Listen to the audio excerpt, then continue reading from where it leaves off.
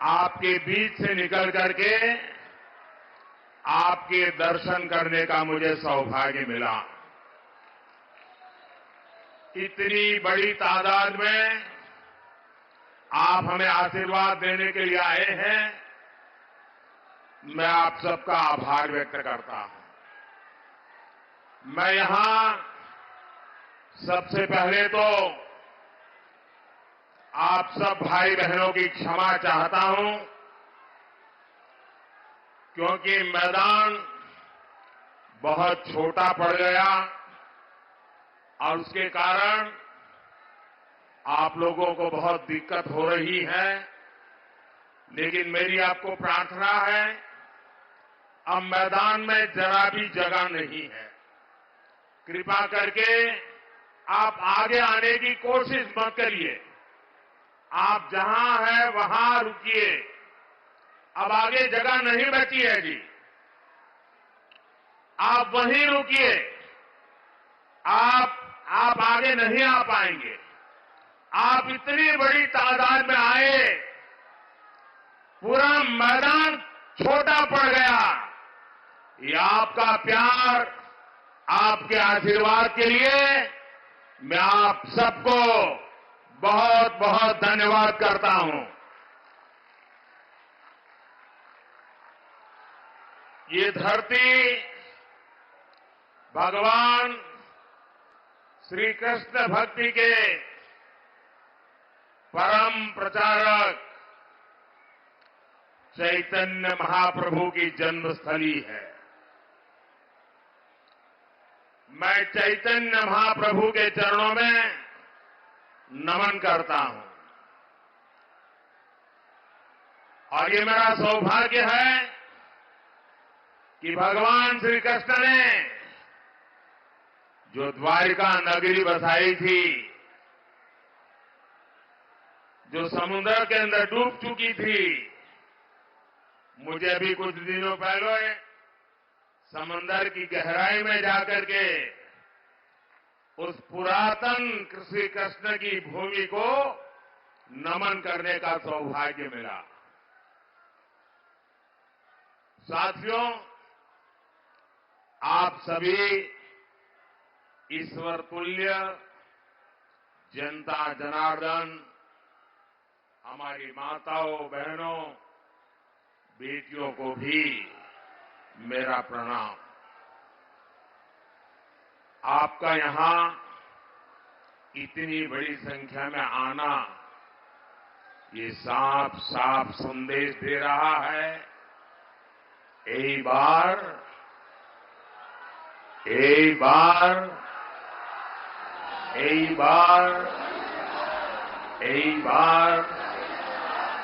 NDA सरकार 400 पार।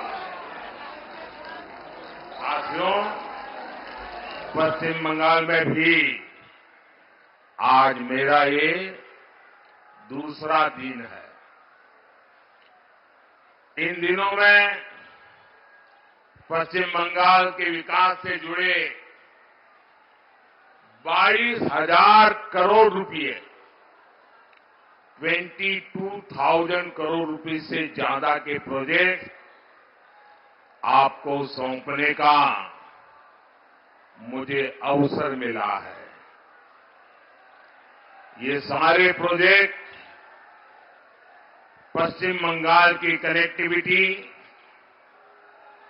बिजली, petroleum के इंफ्रास्ट्रक्चर को और पोर्ट के इंफ्रास्ट्रक्चर को मजबूत करेंगे।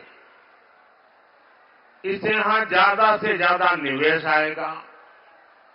नौजवानों के लिए अधिक से अधिक नौकरियां बनेगी, स्वरोजगार के अवसर भी बनेंगे, क्षेत्र का भी विकास होगा।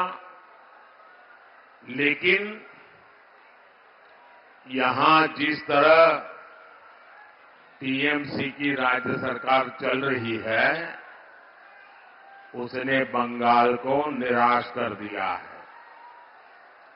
पश्चिम बंगाल की जनता ने बहुत उम्मीदों के साथ टीएमसी को बार बार बार इतना बड़ा जनादेश दिया है, लेकिन टीएमसी अत्याचार और विश्वासघात का दूसरा नाम बन गई है। टीएमसी के लिए बंगाल का विकास नहीं, बल्कि भ्रष्टाचार और परिवारवाद ही प्राथमिकता है।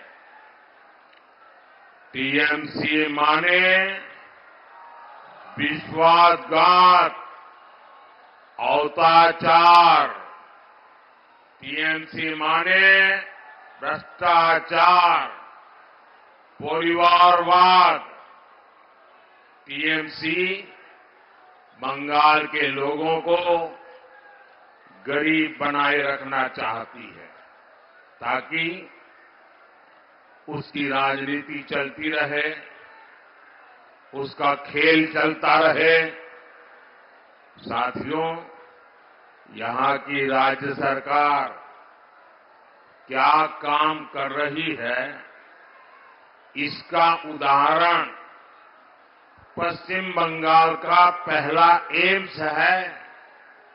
मोदी ने पश्चिम बंगाल को पहला एम्स देने की गारंटी दी थी,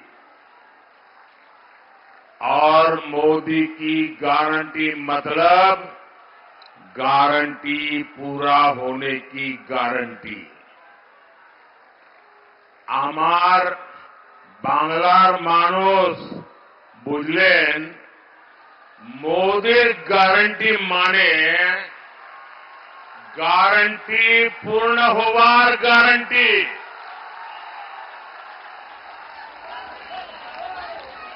नादिया जिले के कल्याणी में बने इस एम्स का कुछ दिन पहले ही वीडियो कॉन्फ्रेंस के माध्यम से मैंने लोकार्पण किया है। लगभग 1000 बेड्स का ये आधुनिक अस्पताल बहुत सारी सुविधाएं लेकर आया है, रोजगार के अवसर लेकर आया है। लेकिन पश्चिम बंगाल सरकार को कल्याणी एम्स के बन जाने से उसको दिक्कत है, उसको परेशानी है। वो कह रही है, इसकी परमिशन क्यों नहीं ली? पूरे पश्चिम बंगाल में टीएमसी के तोलाबाजों को, भूमाफिया को, लूट की, गुंडागर्दी की खुली परमिशन, लेकिन इतने बड़े अस्पताल को लेकर टीएमसी सरकार पर्यावरण से जुड़ी परमिशन का अड़ंगा लगा रही है। कमीशन ना मिले तो टीएमसी सरकार हर तरह की परमिशन रोक देती है। पहले कमीशन, फिर परमिशन। मैं आपको एक और उदाहरण देता हूं। भाजपा सरकार आयुष्मान योजना के तहत गरीबों को 5 लाख रुपए तक के मुफ्त इलाज की सुविधा देती है, लेकिन टीएमसी की सरकार गरीबों की इस योजना को भी यहां लागू नहीं होने दे रही है। भाजपा पश्चिम बंगाल में स्वास्थ्य सुविधा के लिए, नौजवानों के भविष्य के लिए प्रतिबद्ध है। इसलिए यहां स्वास्थ्य सेवाएं सुधारने के लिए हम निरंतर काम कर रहे हैं। देश में जब से मेडिकल कॉलेज बनने शुरू हुए हैं, तब से लेकर 2014 तक पश्चिम बंगाल में सिर्फ 14 सरकारी मेडिकल कॉलेज थे। बीते 10 वर्षों में सरकारी मेडिकल कॉलेज की संख्या 26 यानी लगभग 2 गुनी हो गई है।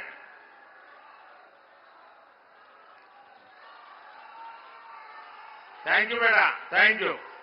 आप नीचे बैठो बेटा। Thank you, thank you. साथियों, ये क्षेत्र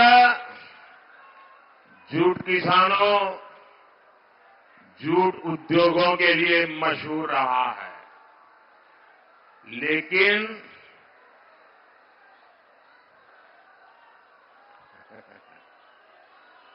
मुझे मिल जाएगा बेटा, मिल जाएगा। अच्छा बैठो बेटा, बैठो बैठो बेटा, तुम बैठो। ऐसा नहीं करते। शाबाश। लेकिन टीएमसी लेफ्ट और कांग्रेस की गलत नीतियों के चलते जूट की खेती और उद्योग दोनों बर्बाद हो गए।